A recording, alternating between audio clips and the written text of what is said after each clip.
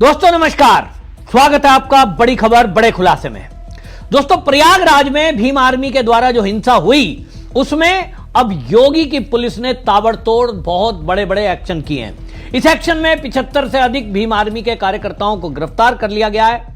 550 के खिलाफ अज्ञात नाम के खिलाफ एफआईआर दर्ज हो गई है और अब यह तय हुआ है कि इन सब पर एनएसए की कार्रवाई होगी, यानी गैंगस्टर एक्ट में कार्रवाई होगी। एसएसपी का कहना यह है, यानी जो डीसीपी हैं यमुनानगर के विवेक चंद्र यादव, वो ये कह रहे हैं कि अब इनकी प्रॉपर्टी भी जब्त होगी और इनके ऊपर गुंडा एक्ट में एक्शन होगा, जैसा ठीक संभल में हुआ था। आपको याद होगा संभल में भी जो लोग दंगाई थे, जिन्होंने पुलिस पर हमले किए थे, उसके बाद उनकी प्रॉपर्टियां जब्त की गई, बुलडोजर एक्शन भी हुआ। ठीक इसी तरह से अब योगी की पुलिस इन दंगाइयों को सबक सिखाने जा रही है। और जैसे ही चंद्रशेखर रावण को यह खबर लगी कि उनके कार्यकर्ताओं को गिरफ्तार कर दिया गया है, नेताओं को गिरफ्तार कर दिया गया है, और यह भी खबर लगी कि चंद्रशेखर रावण ने तो उनसे पल्ला झाड़ लिया था। आपको याद होगा कि अभी कुछ ही घंटे पहले चंद्रशेखर रावण यह कह रहे थे और अभी दोबारा से इंस्टाग्राम पर वो लाइव आकर वो ये मैसेज दे रहे हैं कि साहब हम तो जो है बाबा साहब के अनुयायी हैं, हम तो हिंसा करते ही नहीं है। एकदम पल्ला झाड़ते हुए ये कह रहे हैं कि ये तो हमारे भीम आर्मी के लोग ही नहीं हैं जिन लोगों को पुलिस ने गिरफ्तार किया है। और वो ये कह रहे हैं कि ये जो लोग गिरफ्तार किए गए हैं ये गलत किए गए हैं, पुलिस ने इनकी गिरफ्तारी गलत की है, जो भीम आर्मी के लोगों को पकड़ा है। जिन्होंने दंगा किया उनका भीम आर्मी से कोई लेना देना नहीं है। अब चंद्रशेखर रावण इंस्टाग्राम पर जो ये लाइव आ रहे हैं वो ये भी दलील दे रहे हैं, मैं मीडिया में भी बोल सकता था लेकिन मैं इंस्टाग्राम पे आ रहा हूं क्योंकि बाबा साहब ने कहा आत्मनिर्भर बनो।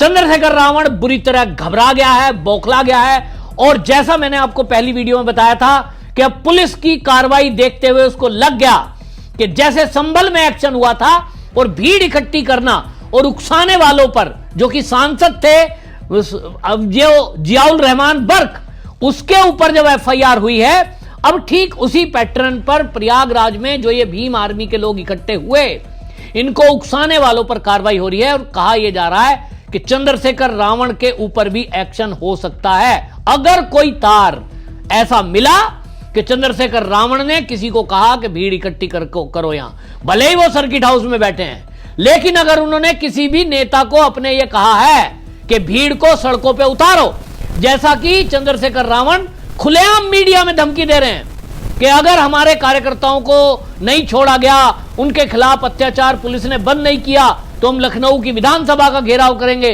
लखनऊ में जेल भरो आंदोलन करेंगे। चंद्रशेखर रावण भूल रहा है कि तुम किस स्टेट की बात कर रहे हो, कौन यहां का मुख्यमंत्री है। आप ये सोचते हो कि किसी मुख्यमंत्री को आप डरा लोगे, नेता बन जाएंगे और बहन मायावती की जगह रिप्लेसमेंट कर देंगे राहुल गांधी की गोद में बैठकर, और जो समाजवादी पार्टी पीडीए कर रही है, इनकी गोद में बैठकर राजनीति करेंगे, तो दलित युवाओं को मैं अलग कर ले जाऊंगा भाजपा से और एक बड़ा नेता बन के उभरूंगा।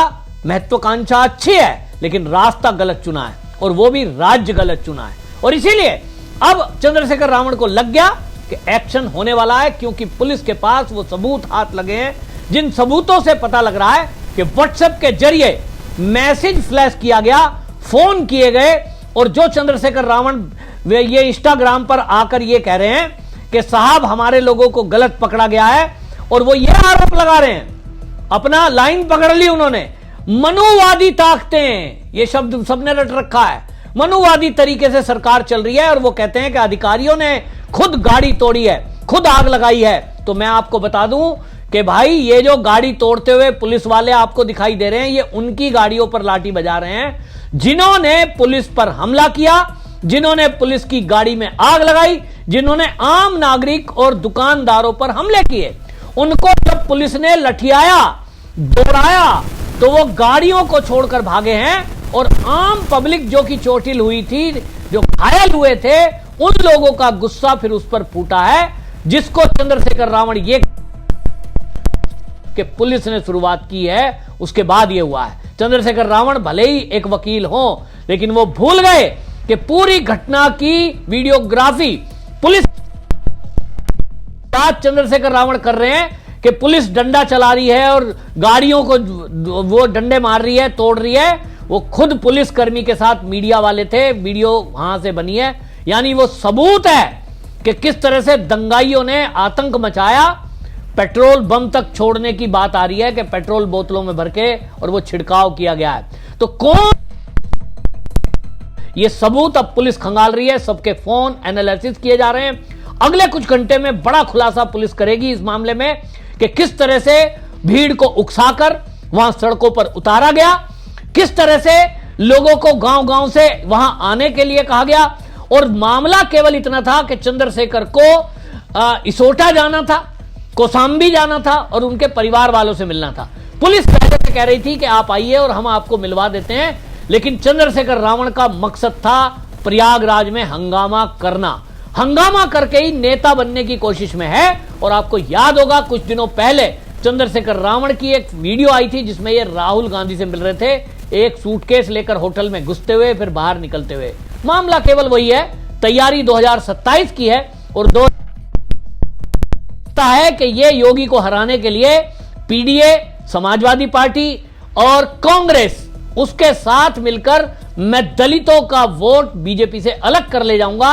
और ये सबको ये भड़काने में लगे हुए हैं। मनुवादी ताकतें योगी जी को बता रहे हैं। योगी जी पर इन्होंने आरोप लगाया है कि यहां दलितों पर अत्याचार हो रहा है। वो ये कह रहे हैं कि बहुजन समाज के लोगों को जो जेल भेजा जा रहा है और उनसे कान पकड़कर माफी मंगवाई, उसको अपमानित किया जा रहा है। यानी पूरी स्क्रिप्ट लिखी हुई है चंद्रशेखर रावण ने। अब इसका निश्चित समझ लीजिए कि चंद्रशेखर रावण अब की बार योगी जी के फंडे में फंसा है। सांसदी भी जाएगी, जेल जाने के बाद जब सजा होगी निश्चित रूप से। अभी वो कह रहे थे कि साहब अब मेरे ऊपर जो है फर्जी केस कर दिए गए, ये दलितों के ऊपर अत्याचार हो रहा है, आपका ये दलित कार्ड चलने का नहीं है। आपको यह भी बता दूं कि ये चंद्रशेखर रावण वही जो अमेंडमेंट बिल है उसका विरोध करता है, सीए के विरोध में जामा मस्जिद पर जाकर भाषण देता है, राम मंदिर का विरोध करता है। यानी पूरी सनातनियों का ये विरोध करने वाला, हिंदुओं का विरोध करने वाला व्यक्ति है। और ये दलितों के बच्चों को भड़काने में लगा हुआ है। और इतिहास ये है कि जो भी दलित के बच्चे जेल में गए, इसको कोई मतलब नहीं है। ये तो अब मीडिया में बातें आ गई तो अब ये दिखा रहे हैं कि साहब हमारी जो पूरी टीम है, टीम पूरी लगी हुई है, हमारी लीगल सेल पूरी लगी हुई है। तो देखना होगा कि लीगल सेल अब इनकी करती क्या है। क्या उन लोगों की मदद करेंगे जिनकी प्रॉपर्टियां जब्त होंगी? क्या चंद्रशेखर रावण उनके घर बनवाएंगे जिनके घर के ऊपर अब बुलडोजर चलने वाले हैं? क्योंकि आपको बता दूं, यमुनानगर के डीसीपी विवेक चंद्र यादव ने साफ कर दिया कि एनएसए में कार्रवाई हो रही है, क्योंकि पुलिस के पास इस बात के पुख्ता सबूत हैं कि मोबाइल फोन के जरिए, व्हाट्सएप के जरिए पिछले 2 दिन से भीड़ इकट्ठी करने के लिए बुलाया जा रहा था। और इसीलिए चंद्रशेखर रावण को हमने सर्किट हाउस में रोक के रखा था ताकि किसी प्रकार का बवाल ना हो। अपने कार्यकर्ताओं को शांत करने के लिए एक भी शब्द नहीं कहा, वरना चंद्रशेखर रावण अपने मुख्य कार्यकर्ताओं को कह सकता था कि मैं यहां सर्किट हाउस में आराम से बैठा हूं, आप शांत रहिए, और मामला शांत हो जाता। लेकिन इनका मकसद है दंगा भड़काना। इसी तरह आपको याद होगा कथावाचक का मुद्दा भड़का था और उस कथावाचक के मुद्दे में एक यादव कथावाचक के साथ मारपीट हुई थी। अखिलेश यादव ने अगर चाहते तो उस मामले को शांत कर सकते थे, क्योंकि 2 परिवारों के बीच का झगड़ा था, लेकिन उसको भी यादव बनाम ब्राह्मण बना दिया। यही एक षड्यंत्र चल रहा है कि योगी जी को आप वोट के जरिए नहीं हरा सकते, क्योंकि आज जो उत्तर प्रदेश में लॉ एंड ऑर्डर की सिचुएशन है वो पूरे भारत में नंबर 1 है। उत्तर प्रदेश की पुलिस भारत में नंबर 1 है। योगी जी का जो विकास है वो भारत में नंबर 1 है। और इसीलिए इनको लग रहा है कि 2027 तो षड्यंत्र करो। एक तरफ पीडीए करके समाजवादी पार्टी लोगों को यादव बनाओ ब्राह्मण, यादव बनाओ ठाकुर, ठाकुर बनाओ ब्राह्मण। इस चंद्रशेखर रावण कांग्रेस के फॉर्मूले पर चल रहा है कि हिंदुओं को बांटो तो राज करो, और इनको लगता है मुस्लिम तुष्टीकरण करो, अपनी तरफ मुसलमान वोट कर दो और हम दलितों को एक साथ ले आओ। तो ये चल रहे हैं उसी फॉर्मूले पर। तो सबका सब एक ही काम करने में लगे हैं, हिंदुओं को बांटने का। अब हिंदुओं को समझने की जरूरत है, युवाओं को समझने की जरूरत है, खासतौर पे उन युवाओं को जो चंद्रशेखर के कहने में, भड़काने में सड़कों पर उतर पर आ जाते हैं। आज वो देखें कि जो भी इस तरह से जिन्होंने चंद्रशेखर के कहने पर काम किया है, अब एनएसए में कार्रवाई हो रही है, गिरफ्तार हो रहे हैं, जेल से छूटने नहीं है, घर में बुलडोजर चलेगा, प्रॉपर्टी जब्त होगी और सारी भरपाई जब करनी पड़ेगी तब चंद्रशेखर रावण, जैसा हमने देखा था विदेश में मर्सिडीज में घूम रहे थे साहब, यह आपको बचाने के लिए नहीं आएंगे, ये दावा है मेरा, आप देख लें। और इसीलिए चंद्रशेखर रावण आज की जो भाषा बोल रहे हैं ठीक है, लेकिन उनकी जो ये भाषा है ना कि हमारे कार्यकर्ताओं को जो ये परेशान किया जा रहा है इसमें कोई और लोग शामिल थे, ये है बहानेबाजी। आप पुलिस का कहना यह है कि जो लोग दंगा कर रहे थे, जब उनके ऊपर लाठी चार्ज हुआ तो वो गाड़ी छोड़ भागे हैं और उन्हीं गाड़ियों के नंबर के आधार पर रजिस्ट्रेशन का पता लग गया, उसी से यह भी पता लग गया कि इनका घर कहां है। और जब उनकी धरपकड़ की गई तो उनके मोबाइल से इस बात के सबूत मिले हैं, फोन कॉल और व्हाट्सएप चैट से पूरी जानकारी पुलिस जुटाने में लगी है कि आखिरकार इसके पीछे कहीं चंद्रशेखर रावण तो नहीं था। जरा भी अगर कोई इस बात का सबूत मिला तो निश्चित समझ लीजिए ये योगी पुलिस है, छोड़ेगी नहीं। और यही घबराहट चंद्रशेखर रावण की है कि कहीं अगला नंबर गिरफ्तारी का उसका तो नहीं है। आपकी इस पर क्या राय है? क्या आपको लग रहा है योगी जी ने जो किया है वो ठीक है? क्योंकि मेरा यह मानना है कि अगर संभल में बुलडोजर एक्शन हो रहा है, गुंडा एक्ट में कार्रवाई हो रही है, तो प्रयागराज में भी उसी तरह के दंगा फसाद करने वाले और पुलिस पे पथराव करने वाले, हमला करने वालों पर भी होनी चाहिए। आपकी राय क्या है? आप अपनी राय बताइए। वंदे मातरम।